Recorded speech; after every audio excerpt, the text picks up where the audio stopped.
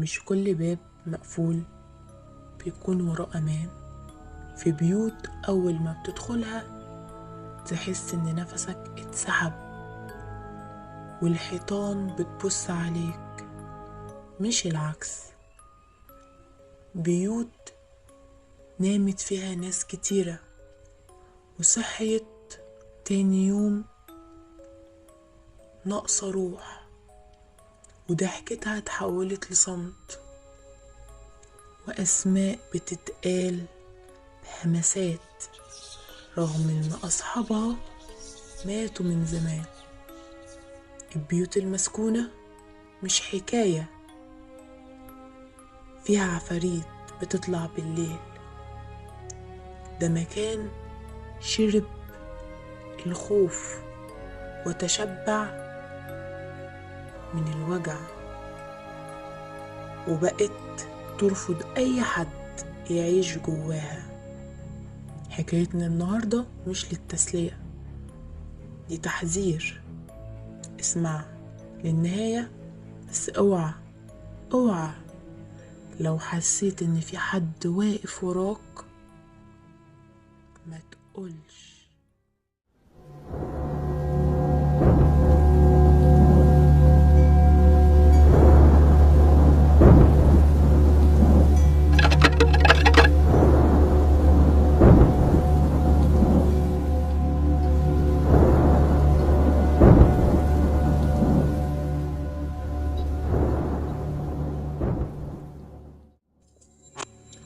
القصة بتقول: أنا اسمي أمل، متجوزة بقالي 20 سنة، وعندي 3 عيال، وعايشة في الأرياف وفي شقة عمتي وجوز عمتي.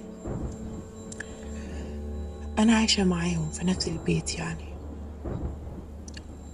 هما حاليا متوفين. في أول الجواز خالص كانت حياتي طبيعية، كانت زي أي واحدة لسه متجوزة، لحد ما حصل مشاكل بيني وما بين جوزي زي أي حياة اتنين متجوزين.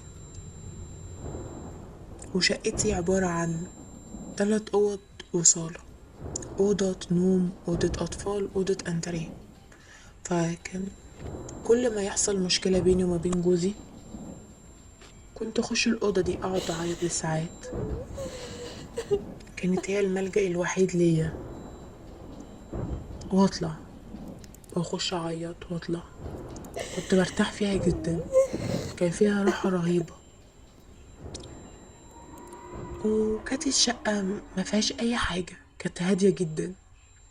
لحد في يوم كنت بذاكر لبنتي الصغيرة بالليل،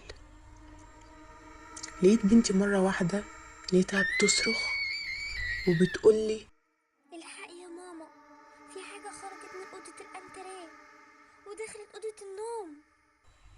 فأنا هديتها وقلت لها: أكيد يا بنتي ده خيال، مفيش حد معانا في الشقة، اهدي.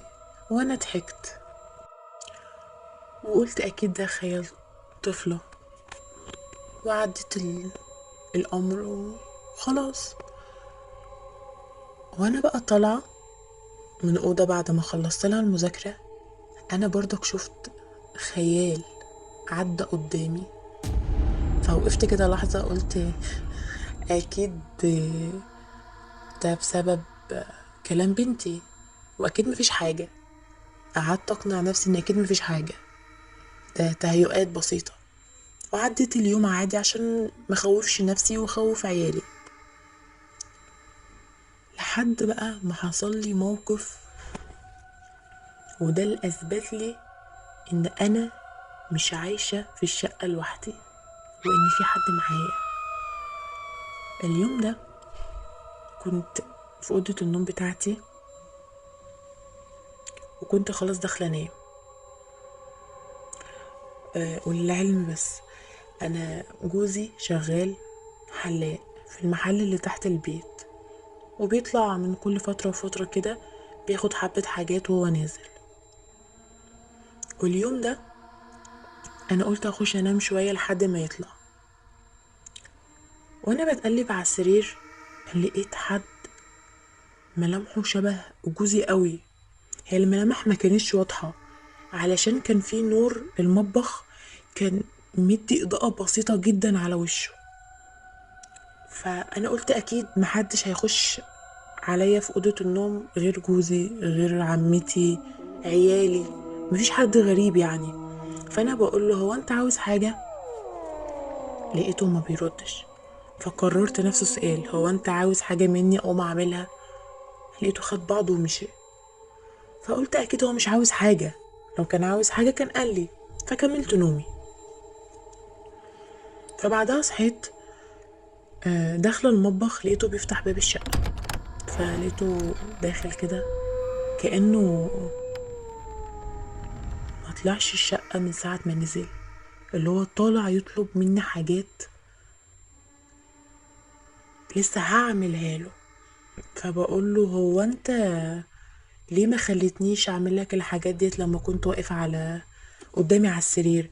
قال لي هو انا اصلا ما طلعتش من ساعة ما نزلت الشغل. فقلت له ازاي؟ انا لسه شايفاك قدامي السرير حالا. قال لي اكيد انت كنت بيتهيألك، وطبطب عليا ومشي.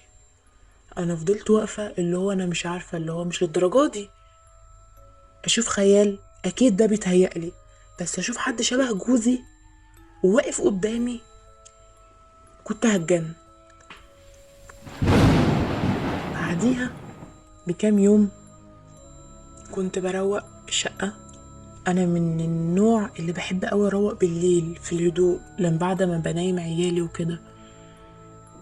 وانا بروق سمعت صوت شبابيك الأوض عندي كأن حد بيفتح وبيقفل، بيفتح وبيقفل، وبين الأوض بتفتح وبتقفل، ورجلي تقيلة ماشية على الأرض وكأن في حد جاي عليا. فأنا قلت أكيد صوت الشبابيك ديت من الهوا، عشان احنا كنا في فصل الشتاء، والرجل التقيلة دي أكيد ممكن عمتي جاية تقعد في الصالة.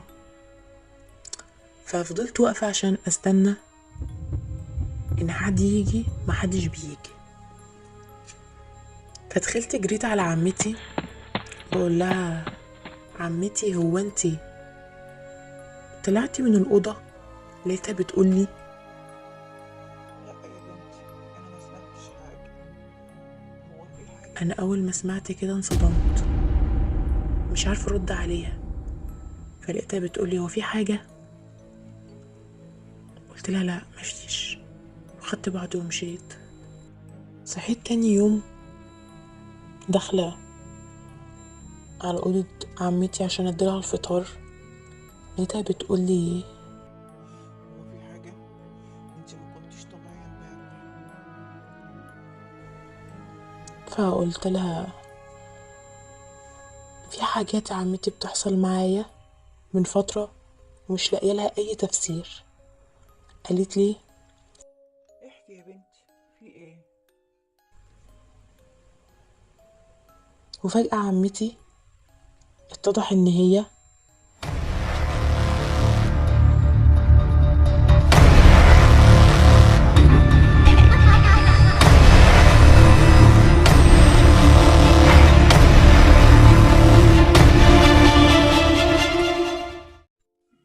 ولسه امل قاعدة في البيت، واللي حصل ما كانش النهاية، ده كان اول باب اتفتح، وورا الحيطان حكايات تانية محدش يعرف الدور الجاي هيبقى على مين. وبطلة حكايتنا مستمرة معانا حكايات تانية، انتظروا الجزء التاني.